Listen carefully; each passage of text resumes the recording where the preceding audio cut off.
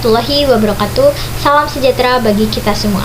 Di sini kami dari kelompok 2 akan mempresentasikan hasil diskusi kami dalam mata kuliah Desain Manajemen Proses Bisnis dengan materi Proses Identification dan dengan dosen pengampu Bapak Aan Erlansali, STME. Sebelumnya perkenalkan, nama saya adalah Lina dengan NPM G1F022019.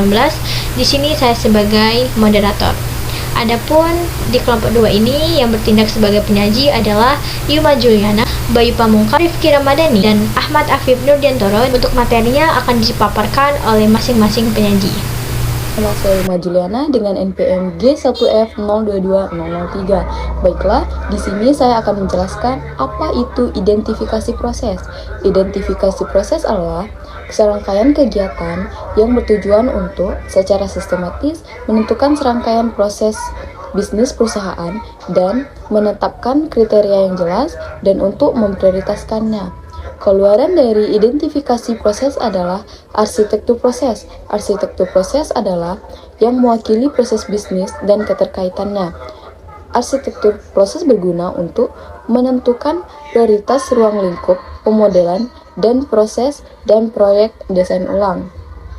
Dan identifikasi proses berkaitan dengan dua fase berturut-turut, yaitu fase penunjukan dan evaluasi. Tujuan dari fase penunjukan adalah untuk mendapatkan pemahaman tentang proses organisasi yang terlibat serta hubungan antar mereka. Dan adapun tujuan dari fase evaluasi adalah berdasarkan pemahaman yang ditetapkan sebelumnya untuk mengembangkan prioritas diantaranya untuk aktivitas manajemen proses, pemodelan, desain ulang, otomatis, pemantauan, dan lain-lain. Saya Bayu Pamungkas, NPM G1F022029. Di sini saya akan menjelaskan tentang fase penetapan pada identifikasi yang berfokus pada proses utama. Di sini ada kategori proses menurut Porter, yaitu kategorisasi yang berbeda untuk proses bisnis telah diusulkan. Salah satu yang paling berpengaruh adalah model rantai nilai Michael Porter. Ini membedakan dua kategori proses, yaitu proses inti yang biasa disebut aktivitas primer dan proses pendukung yang biasa disebut aktivitas pendukung. Di sini terdapat proses inti mencakup penciptaan nilai esensial perusahaan, yaitu produksi barang dan jasa yang dibayar pelanggan. Porter menyebutkan logistik masuk, operasi, logistik luar, pemasaran dan penjualan, dan layanan. Proses pendukung memungkinkan pelaksanaan proses inti ini. Porter mencantumkan infrastruktur, sumber daya manusia, pengembangan teknologi, dan pengadaan sebagai proses pendukung tersebut. Kesimpulan utama dari hal ini adalah bahwa jumlah proses yang diidentifikasi dalam fase penunjukan harus mewakili pertukaran antara dampak dan kemampuan pengelolaan. Semakin kecil jumlah proses yang ingin diidentifikasi, semakin besar ruang lingkup masing-masing. Pada identifikasi terdapat evaluasi, yaitu manajemen proses melibatkan komitmen, kepemilikan, investasi dalam peningkatan kinerja dan optimalisasi. Oleh karena itu, proses yang menimbulkan kerugian atau resiko menuntut konsolidasi, penonaktifan, atau penghapusan langsung. Perkenalkan, nama saya Muhammad Rifki Ramadhani dengan NPM G1F022029. Kali ini saya akan menjelaskan komponen dari Fundamental of Business Process Management, yaitu kriteria evaluasi. Menilai relevansi strategis dari setiap proses, tujuannya adalah untuk mengetahui proses mana yang memiliki dampak terbesar pada tujuan strategis perusahaan. Disfungsi kriteria ini bertujuan untuk memberikan penilaian tingkat tinggi tentang kesehatan dari setiap proses. Kelayakan untuk setiap proses harus ditentukan seberapa rentan mereka terhadap inisiatif manajemen proses, baik secara insidental maupun secara terus-menerus.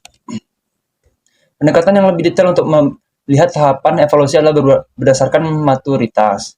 Salah satu framework yang paling banyak digunakan untuk penilaian maturitas adalah framework Capability Maturity Model Integrated atau CMMI.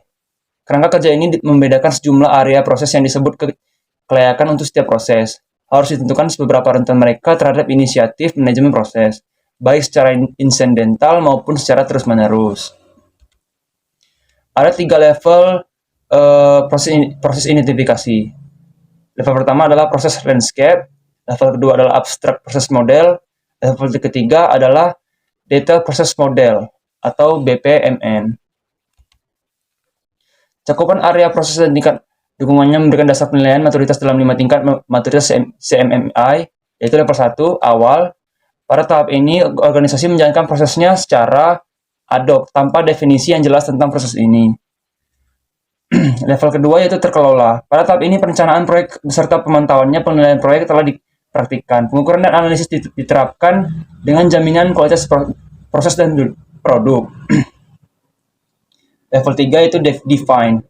Organisasi pada tahap ini telah mengadopsi fokus pada proses, definisi proses tersedia, pelatihan organisasi disediakan untuk memungkinkan pemangku kepentingan di seluruh organisasi ini untuk terlibat dalam dokumentasi dan pemangku kepentingan di seluruh organisasi untuk terlibat dalam dokumentasi dan analisis proses.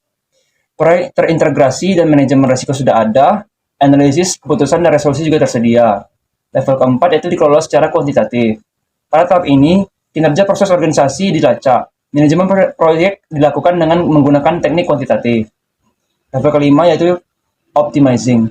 Pada tahap kedewasaan ini, organisasi telah menetapkan manajemen kinerja organisasi yang disertai dengan analisis kasual dan resolusi. Oke, selanjutnya merancang arsitektur proses. Arsitektur proses adalah model konseptual yang menunjukkan proses perusahaan dan membuat hubungan mereka eksplisit. Biasanya, hubungan ini didefinisikan dalam dua arah. Bagian dari arsitektur proses yang mencakup proses pada level 1 dikenal sebagai mode landscape proses atau arsitektur proses untuk level 1. Proses utama pada tingkat yang sangat abstrak. Tantangan terpenting untuk definisi arsitektur proses adalah definisi mode landscape proses, yaitu menangkap proses pada satu level. Berikut adalah contoh proses identifikasi. Pada gambar 2.2, arsitektur proses untuk otoritas pelabuhan. Kapal dan proses outbound handling digunakan untuk menangani transshipment dan pemberangkatan truk, kereta api, dan tongkang. Identifikasi kasus jenis kasus. Pada langkah pertama, klasifikasi jenis kasus dikembangkan untuk organisasi. Hal ini dilakukan untuk memilih properti kasus yang akan digunakan untuk klasifikasi. Tujuan utama untuk mengidentifikasi kelas yang berbeda dalam dimensi arsitektur proses ini adalah untuk menentukan cara berbeda di mana proses serupa ditangani dalam organisasi. Identifikasi fungsi untuk jenis kasus. Pada langkah kedua, klasifikasi dikembangkan dari fungsi bisnis yang dilakukan pada proses kasus yang berbeda. Langkah ini mengharuskan masing-masing jenis kasus diperiksa secara rinci, dan untuk setiap jenis kasus fungsi yang dapat dilakukan di atas identifikasi secara potensial, fungsi yang dilakukan dalam suatu organisasi dapat dikaitkan dengan klasifikasi yang ada diusulkan oleh model referensi. Baiklah teman-teman, dari materi yang telah dipaparkan tadi, dapat kita tarik kesimpulannya bahwa matriks fungsi atau kasus ini dapat dipecah menjadi beberapa matriks untuk tujuan meningkatkan keterbacaan. Tahap penunjukan bertujuan menghitung proses utama dalam suatu organisasi tersebut. Wawasan ke dalam proses utama yang sedang dilakukan dalam suatu organisasi penting untuk mengatur aktivitas manajemen proses apapun. Kemudian, fase evaluasi didedikasikan untuk memprioritaskan analisis proses dan upaya mendesain ulang. Mungkin sekian dari kelompok kami. Apabila terdapat kesalahan, kami mohon maaf. Kepada Allah kami mohon ampun. Saya akhiri. Wassalamualaikum warahmatullahi wabarakatuh.